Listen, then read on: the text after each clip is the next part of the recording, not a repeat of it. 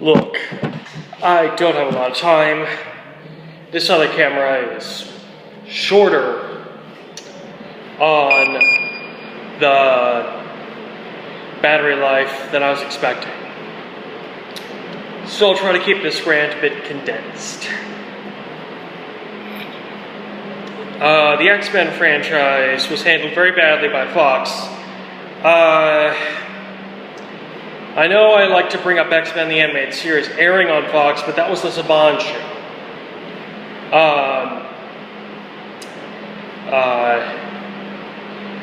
What Fox actually put out was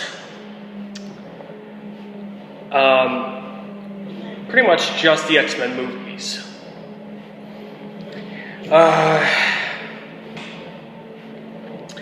And they had the training wheels on. They had the training wheels on the front, they had them on the back. Even though normally most people just start out with the training wheels on the back, they waited until almost the very end to take the training wheels off the front.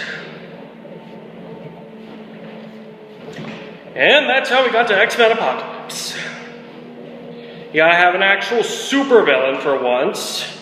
Not a leader of a cabal with Nazi ties, but someone with a fancy outfit, a funny-looking face, big grandiose speeches, and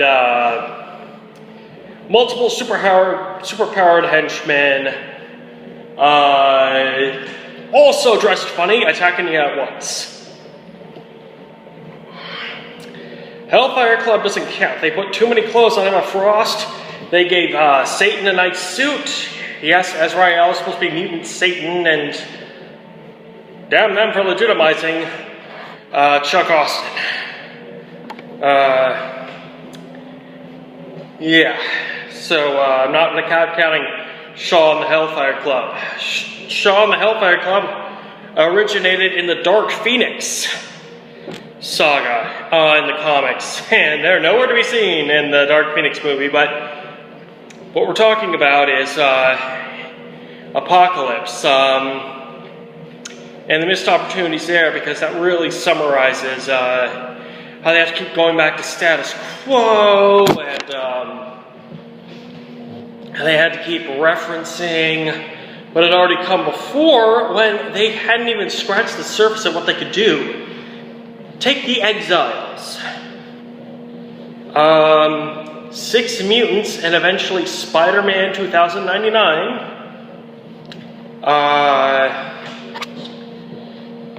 Miguel O'Hara, the one who wears the spider skull in his Dios de los Muertos spider suit. I'll get to what I think about leaving him out of Into the Spider-Verse later.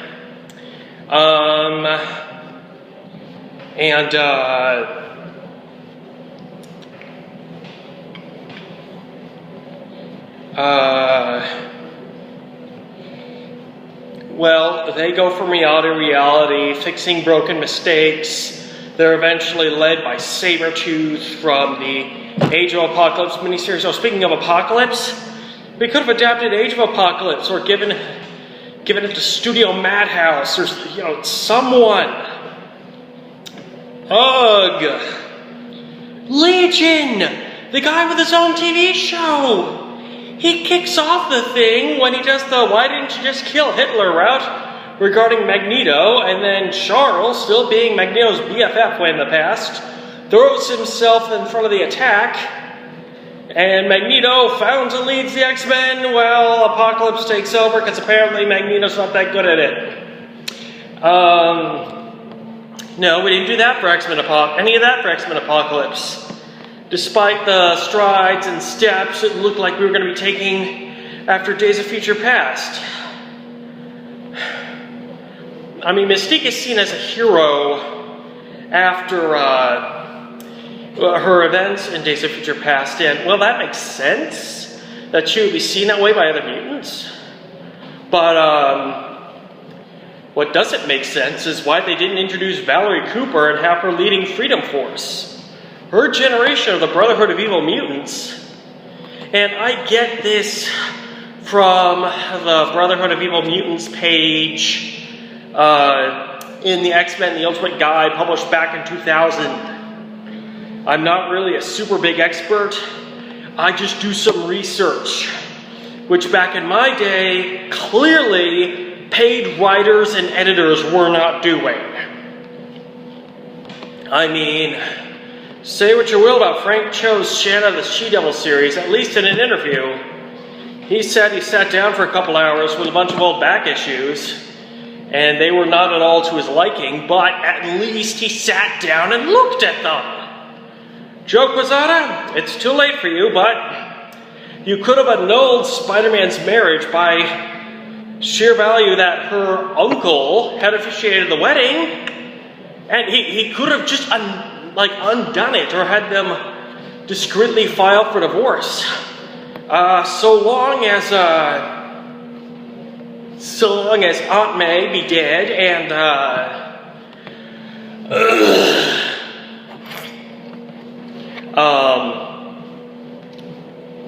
Aunt May be dead and Mary Jane be gone far away, you have the darker and edgier costs of Spider-Man coming out with a secret identity, and this stuff is obvious, with or without. Seriously, that whole era. I'm trying to focus, I swear, folks, but I have ADHD on top of my Asperger's, and I see so many tangents I should have thrown at the internet years ago. Anyway, Freedom Force was the Mystique era of the Brotherhood after Rogue had parted ways. I can only speculate, but I suspect that this is part of a response to Rogue leaving her, because Mystique and Rogue were mother and daughter in the comics. Of course, you don't see that in the movies. That would invoke the mythology.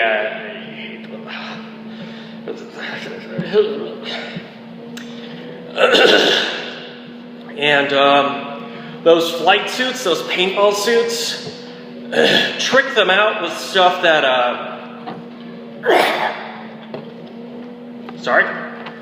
with stuff that homages the members of the First Class who were already dead, like a flight suit from Banshee or Havoc's discarded chest blaster as a propulsion thing to get extra lift for that glider feature. Stuff like that. And then Mystique, and then Jennifer Lawrence would need so much less time for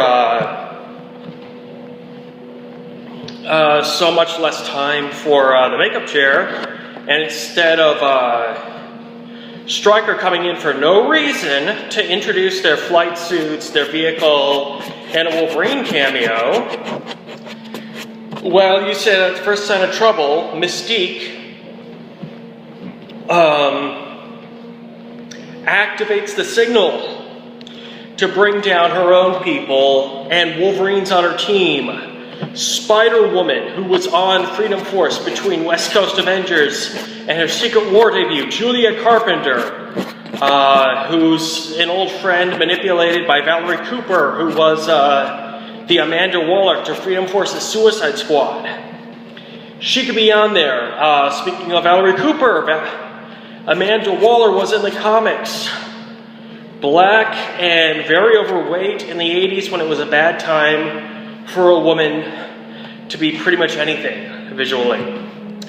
And so we get her back as looking like an aged Uhura in Green Lantern, and underlying at that, as well as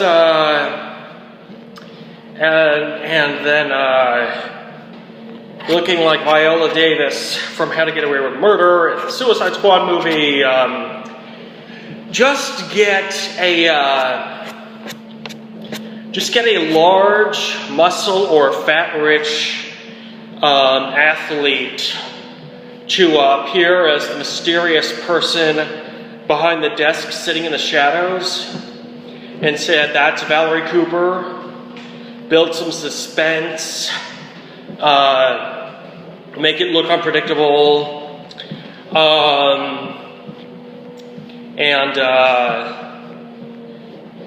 well, then you have Mission Command, you have Wolverine, you have Spider-Woman. It's only the 80s.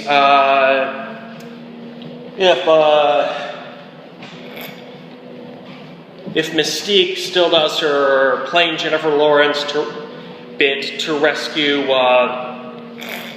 Nightcrawler, she could also rescue Angel, and he could either dress up as the Avenging Angel, making Apocalypse's horsemen completely unpredictable, or he could be separated and presumed dead in an explosion. Like they smell his burnt wing flesh and see feathers flying and presume the worst and they can't stay. And then he feels abandoned and he's turned by Apocalypse, and the Angel of Death has to be made dead because they just can't reach him. Because there are so many strangers, except he homes in on Nightcrawler because Nightcrawler's one of the last things he saw before the blast. And he blames Nightcrawler. They get this big rematch, and now Kurt has a real reason to fight other than saving his skin. That would have actually been cool. Or the Avenging Angel costume, reprising his role from his backstory before he joined the X-Men from the original series, or his X-Men evolution thing that he'd be much better known from in general. Again, that. Also, I mentioned the Dias de los Muertos Spider-Man. If you introduce him, you introduce sword, or you introduce armor. Say that Agent Brand from Joss Whedon's X-Men run. Yeah, Joss Whedon wrote X-Men comics. Say that Brand brought him in with a ghost box.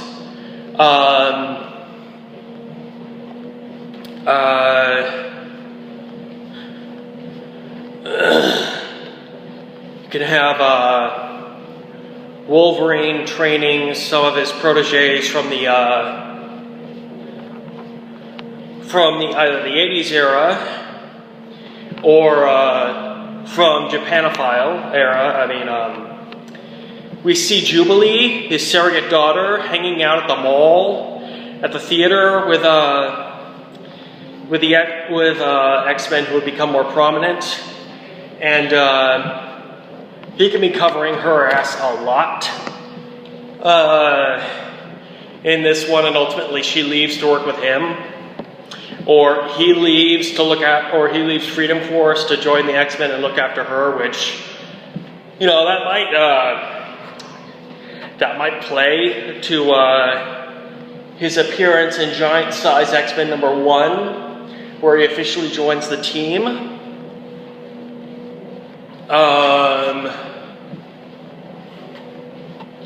But then Mystique says, "Okay, but next time the Wendigo strikes, we're calling you back." Because when his first appearance, he was fighting Wendigo and the Hulk. Isn't continuity wonderful?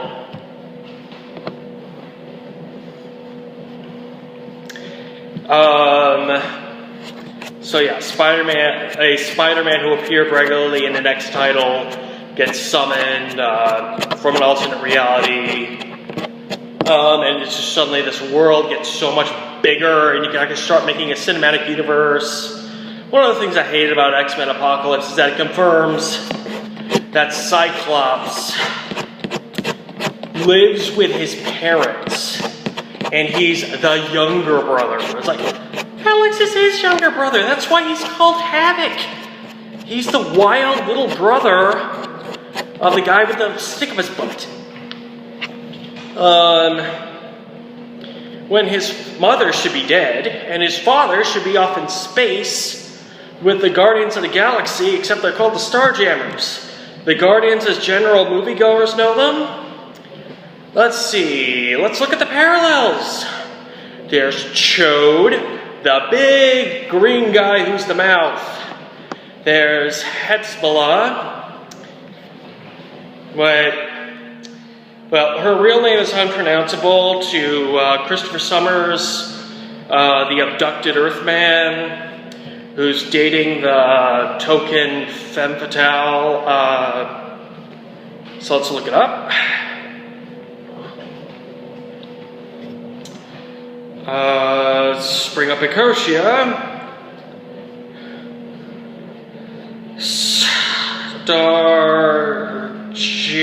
Starjammers Marvel. We can do Wikipedia. Agents. Chode, Corsair, Hepzibah, Sikorsky, Reza Longknife, Chorus, Cyclops,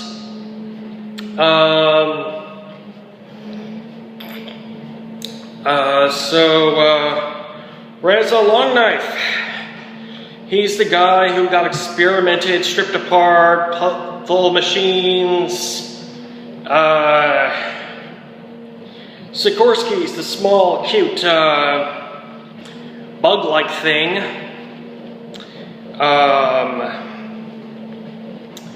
So basically he's their baby Groot, except he's their doctor, so he's more their Tony Chopper from One Piece, but he's named after helicopters, so he's also like their Lockheed the Dragon.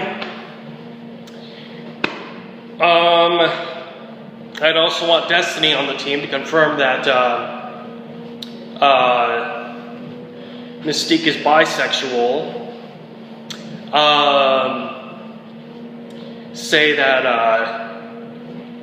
young Nightcrawler is important to her. And stop straight-washing characters for the MPAA.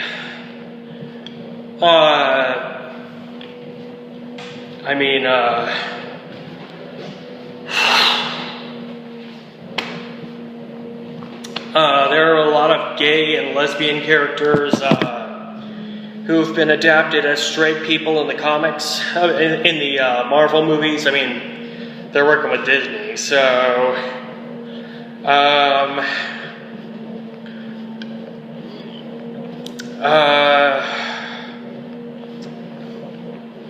yeah, so that's pretty much my roster. It's for Mystique's Freedom Force. Spider-Woman, Spider-Man, Destiny, Wolverine, Pyro. Because you want to see how that stuff went. I mean, it doesn't make any sense that Stryker was holding Wolverine if it was revealed to be Mystique at the end. So she's got Wolverine now. He works with her, and then he leaves, and she ain't happy. Destiny, she's hoping that once he's emotionally prepared, Kurt will join them, because we can hint of the original plan that they couldn't do because of the Comics Code Authority. Mystique and Destiny are Kurt's biological parents. They couldn't go with that, so they made him the son of Baron Wagner. And maybe that would have made him eligible for Hellfire Club, but nothing really went of that. And so his dad suddenly became a literal demon, because he looks like a demon, and damn you, Chuck Austin.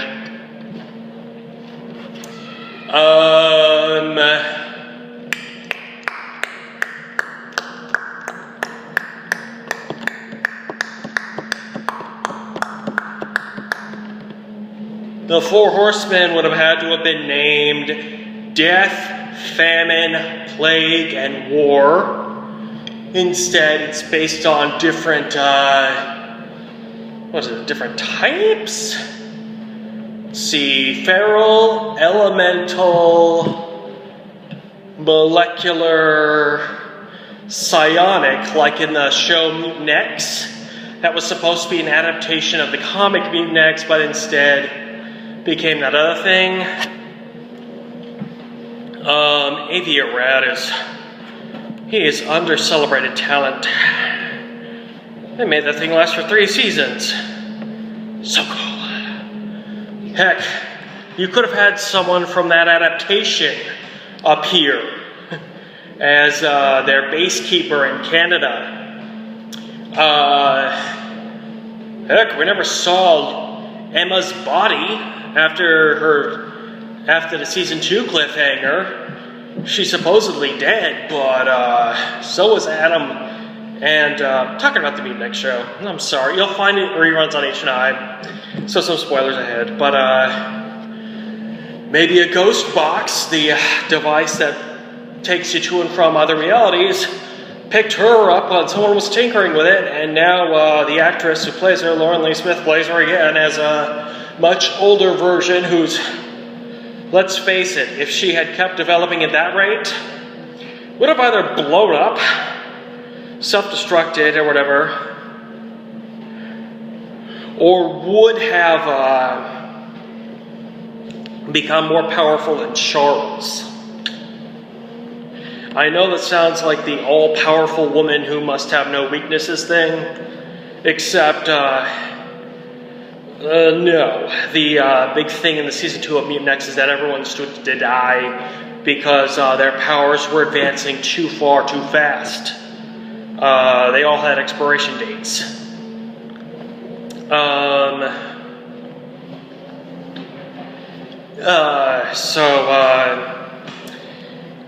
If she hasn't passed her, she would have had to do something freaky. But she would have gotten crazy powerful by now. Alright, so Emma, Mutant X, the other Emma, trying to keep her powers in check so she doesn't destroy herself, much like Nate Gray from Age of Apocalypse. This is fun. Seriously, we didn't get any of that. We just got cheap cashing in, and that feels like Fox. Everything after the Sentinels, it's like that was the end point, and they were grasping for straws of what they could cash in on from their past, and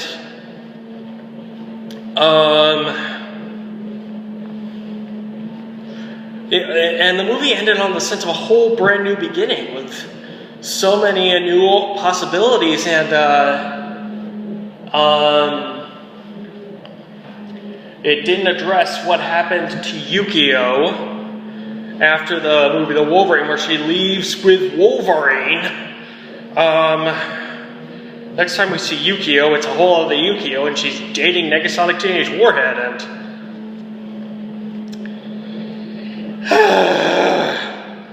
this is confusing, but at least we got 2 Deadpool movies and Logan out of it, so, you know. So I guess we really did take advantage of that brand new Tomorrow thing.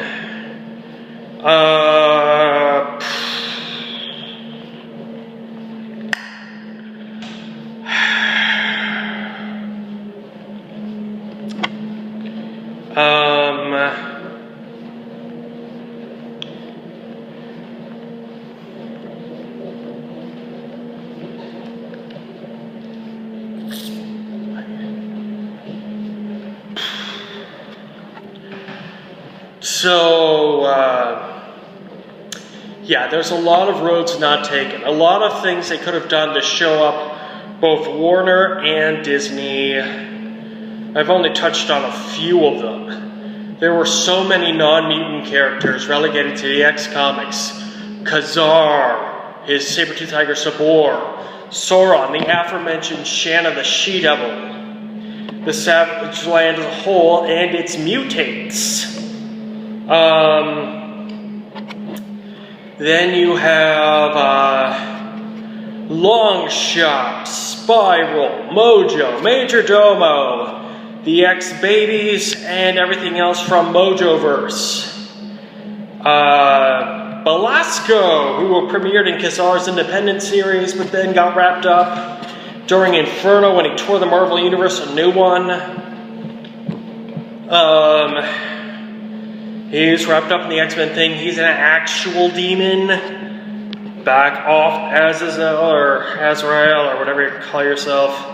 I don't care. Let's see. Simon and Nazareth are all his subordinate demons. Nazareth is a runaway, and if his native Limbo was reformatted to look like Colossus' sister Magic had never been there, there should be another Nazareth running around.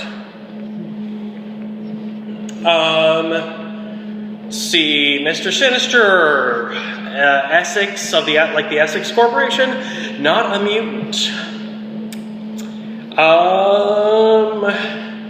Juggernaut, obviously, not a mutant.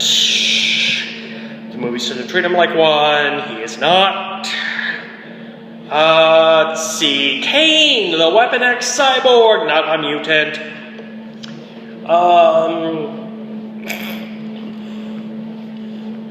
Lots of non-mutants to play with. Some public domain superheroes and supervillains they could have done battle with.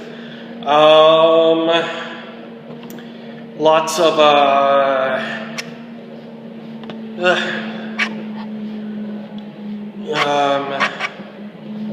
lots of stuff I can talk about later. Alright, this rant's fizzing out. Come back to you next time.